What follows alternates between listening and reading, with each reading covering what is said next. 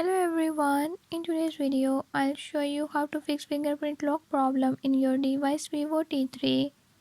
In this video I'm gonna show you how to fix this issue. Before I start, if you are new to my channel, don't forget to subscribe and hit the bell icon. Watch complete video and learn how you can do it. Let's watch the video.